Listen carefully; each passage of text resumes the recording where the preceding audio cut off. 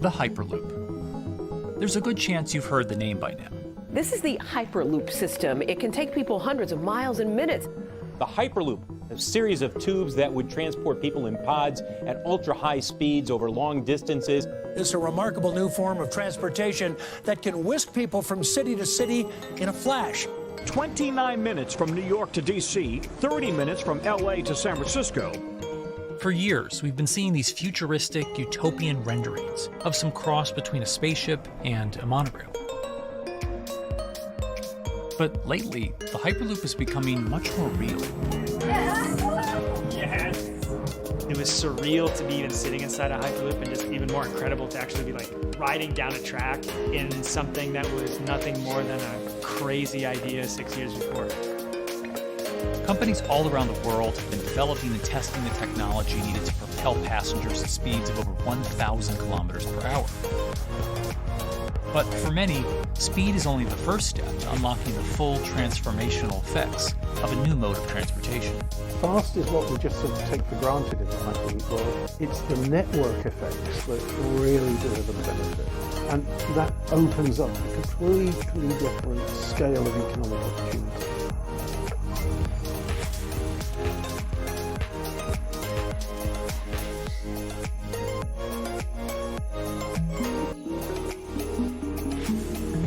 We've got planes, trains, automobiles, and boats for getting around Earth. But what if there was a fifth mode? And I have a name for it, which is called the Hyperloop. The Hyperloop? Hyperloop, yeah. In 2013, while riding high on the growing success of Tesla and SpaceX, entrepreneur Elon Musk released a white paper outlining the basic framework of the technology he called Hyperloop. The basic idea goes a little something like this. A tube reduces the air pressure to a near vacuum-like environment. A Hyperloop pod is then suspended in the tube, usually by magnetic levitation. The whole pod can then be propelled forward. Because there's no traditional friction sources like air resistance or rolling friction that would push back against the pod, the Hyperloop is able to move at incredibly high speeds and do so fairly efficiently. Despite its futuristic name, however, the general concept behind Hyperloop is actually pretty old. In fact, New York City's first attempt at an underground public transit system in the 1870s was based on a similar principle. The pneumatic transit system was short-lived, however, only stretching one block and topping out at a rather leisurely 10 miles per hour. While Elon would make some 21st century improvements to this concept and bestow a very 21st century name, he wouldn't end up pursuing the technology itself, instead electing to focus his efforts on something a little bit deeper, literally digging the requisite tunnels via his boring company. It would take another billionaire industrialist who dabbles in spaceflight. No, wait, not that one. Yeah, that's the one. After Richard Branson would make a large investment in the company Hyperloop One, it would be renamed to Virgin Hyperloop. What we've always been trying to do as a company is show that this technology could work, that it could be made safe, and that ultimately it's something that's happening in the next couple of years, not the next 20 years. Josh Geigel is the co-founder and CEO of Virgin Hyperloop. In a familiar tech startup story, he's seen the project go from a garage to a large-scale testing facility outside of Las Vegas. So we started building the first kind of Hyperloop system in 2016. We've done a lot of work, about 500 tests that we've done on that over the last 5 years. And what we realized that we need to do is take that technology, show that it can be commercial, so drive the cost down, improve the efficiency, improve the performance. But the key thing is actually making it approachable and safe for individuals.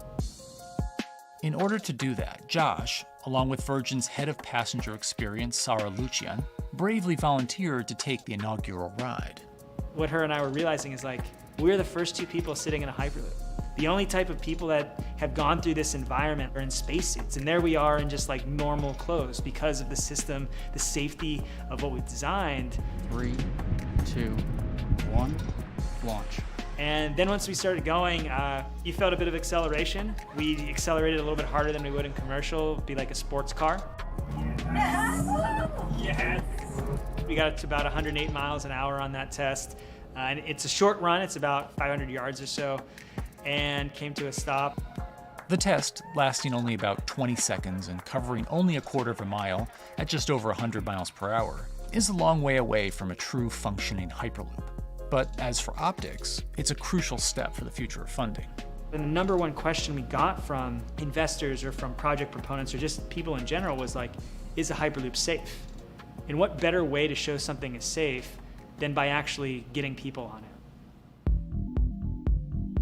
But convincing investors and governments that would likely be fronting some of the construction costs for an unproven technology is no easy task. First and foremost is the question of safety. Most people don't know how an airplane works, but yet they get on an airplane. They get on an airplane because, it's faster than driving, and most importantly, they've probably gotten off of one before, they've seen someone get off of one before. And so what we set out to do was actually show that Hyperloop could be safe with two normal people, not astronauts, not adrenaline junkies or test pilots or anything like that. Two normal people getting on a Hyperloop, and then most importantly, those two people getting off. But beyond safety concerns, constructing Hyperloops will undoubtedly require a significant capital investment, to the estimated tune of around $60 million per kilometer of track. So a track from San Francisco to Los Angeles, for example, is likely to come with a price tag over $10 billion. And before large governments are willing to come in and front those costs, investors who are funding Hyperloop development must accept it as a long-term mixture of technology and infrastructure investing.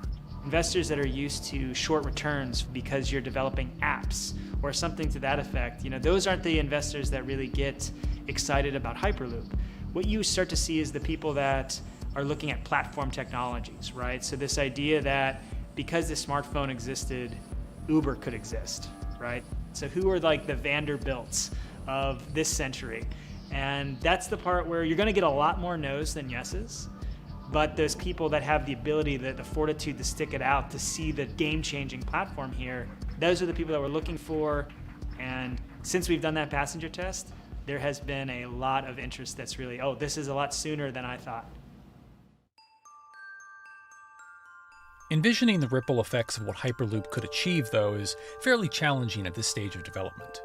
It's fast, yes, but for point-to-point travel, traditional maglev trains can move pretty fast as well. And outside of China, South Korea, and Japan, even those haven't seen much adoption elsewhere due to the high costs and questionable profitability. The Shanghai line in China, for example, loses around $100 million every year. Hyperloop companies, however, believe they can offer something different than traditional railway lines.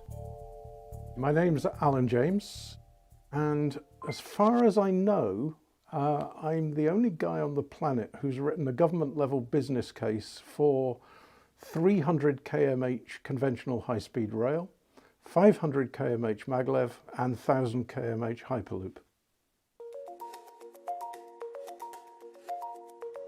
It's fundamentally about moving people from where they are to where they want to go, when they want to make those journeys, and doing it in much smaller numbers. So pod designs for Hyperloop range from 12 to 28 seats typically. Why are they small? It's because small enables the network to operate flexibly. And a great example of that is the east-west strategic route across the north of England, from Liverpool to Manchester to Leeds. So to get from Liverpool via Manchester to Leeds by train is just short of 2 hours today. It'll probably take you 2 hours driving as well in average traffic conditions. Net result is those three city regions remain three separate entities: Liverpool, Manchester, Leeds. There's very little commuting traffic between those urban areas. Hyperloop absolutely changes that from the ground up. Liverpool to Manchester is a 5 or 6 minute journey. Manchester to Leeds is also a 5 or 6 minute journey. What that effectively does is create a single super city economy. In this vision, the Hyperloop acts a little more like a highway, where pods have fixed destinations and don't need to stop along the way. Meaning you can travel on a Hyperloop network from, say, Liverpool to Leeds, while the pod behind you travels from Liverpool to Manchester. And if that metro Hyperloop network is connected to other networks from the same location, you could travel from Liverpool to Paris or Liverpool to Amsterdam, all without making a single stop. For passengers, For business, for leisure, that is utterly transformational. For high-value freight and logistics, it's equally transformational. But critically, if you do a Hyperloop network at scale, you begin to deliver massively significant carbon savings too. A multi-regional Hyperloop network could become a replacement for both short-haul passenger and cargo flights and traditional ground transportation, both of which are significant carbon producers. One Hyperloop-connected distribution hub, perhaps at an airport that is predominantly used for international air freight, replacing maybe 10, 12, 15 distributed road hubs. It takes a lot of polluting and inefficient truck haulage off the roads. That itself means roads gain extra capacity. Hyperloops will still need to use electricity to both move pods and maintain the near vacuum environment in the tube. Proponents of the technology believe that this can be done by using renewable sources, including a combination of solar panels and battery technology that could be used along the Hyperloop itself.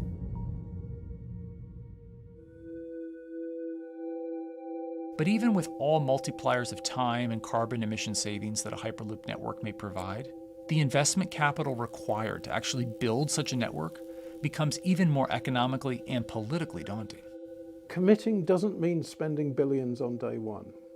Committing means, how do we phase it?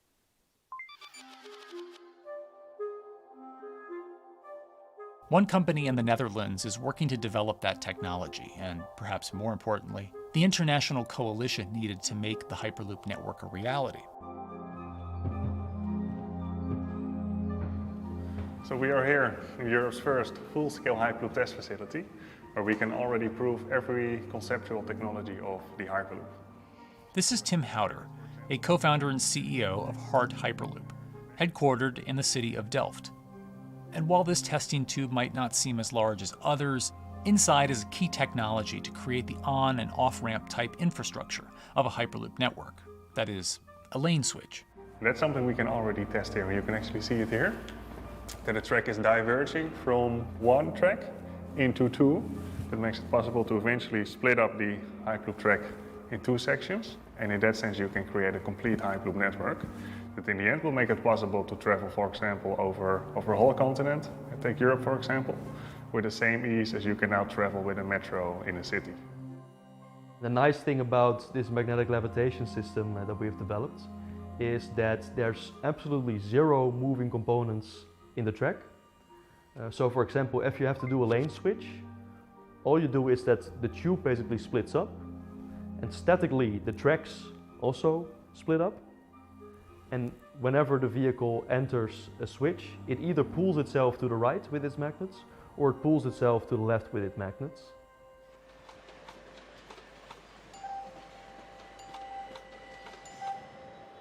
Lane switching on traditional rail requires the physical movement of the rail. Even modern magnetic levitation tracks use lane switching techniques in order to transfer trains from one track to another. And this is a very crucial element, because this is the thing that limits the capacity and, in the end, the usefulness of the rail network. Because the moment that a track is switching, that means that at that moment you are creating an unsafe environment for the trains behind it. So you need a lot of space between trains. But in a Hyperloop, because you have no moving components in the track, all the vehicles can be much closer to each other. You can achieve a very high frequency and basically have your vehicles moving and merging in and out of the network very much like a highway. For now, though, Hart's physical testing has been limited by the size of their tube. Because the test track is only 30 meters long, they haven't tested this lane switch at speeds greater than 20 kilometers per hour. However, the company is working to build a new test site where it plans to increase that testing speed to 300 kilometers per hour. We're now in a phase where we have proven most of the most important technologies in the test facilities that we already have. And we have also demonstrated the viability and the feasibility of a network. If you look at all the subsystems that it consists of, most of those are proven systems, already demonstrated in lab conditions. So we don't really believe that the technology itself is going to be the biggest challenge. Because for all Hyperloop companies out there, Actually building a Hyperloop system requires more than just a good product. We're talking about the safety aspects, we're talking about integration into the environment, we're talking about the social aspects. Do people feel comfortable traveling in such a system? So it's about all these different aspects, and the complexity is really getting all the different stakeholders that are relevant and that do need to contribute to bring this to market, to get them all following the same roadmap. In order to help build this coalition of private and public interest in Hyperloop development, HART in 2018 partnered with other Hyperloop companies from Europe and Canada. The goal was to define, establish, and standardize the framework to regulate Hyperloop systems. Right now we are working with all the Hyperloop developers together in setting up the first, let's say, structure for starting the standards drafting. One of the most important goals for HART is interoperability, which is essentially making sure the different systems can communicate with each other. Interoperability is so important because what we want to achieve is actually have this seamless travel experience. So you don't want to end up, for example, going from Madrid to Paris and then switching because you need to use a different technology to get, for example, to Amsterdam. The idea being that as companies around Europe create the first commercial Hyperloop tracks between individual cities, one day those can all be connected to a larger network. Everyone that believes that Hyperloop is a future transport system also realizes that there is a need to have this network because that's where Hyperloop thrives. Hyperloop is such a huge project. It's definitely not something that you can do on your own or as a single company. So you need to do it with a lot of other companies. You need to have the governments. I think in that sense the biggest challenge that we've encountered is to really get all the required parties together to take the steps in development and commercial implementation.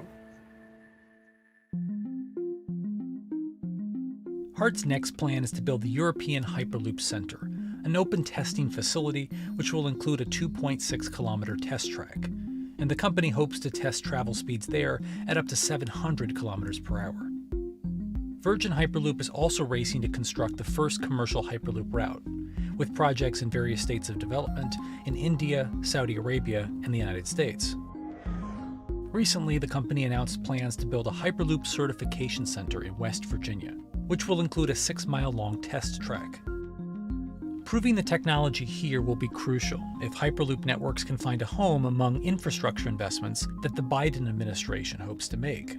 The idea that there's multiple Hyperloop companies, I think, is a redeeming aspect in the business. People really want to see something happen, so having multiple people move forward is good for that. I was struck when Josh and Sarah rode the pod. 2 or 3 of the major outlets used the phrase, "We now have a new mode of transport." And although all of that technology had existed before those 2 human beings rode it, it was the moment at which those 2 human beings traveled that short distance down the tube that in popular imagination, Hyperloop became a mode of transport. The metaphor I use with my team is that, the Wright brothers were first, but none of us fly on Wright brothers airlines anymore. If you don't continue to innovate, you're not going to be around, and so we'll continue to be at the forefront of building Hyperloop. Back in 2013, Elon had an idea. I think the difference now in 2021 is some brilliant engineers have spent real time grinding out the details. And I thoroughly expect the next 3 to 5 years to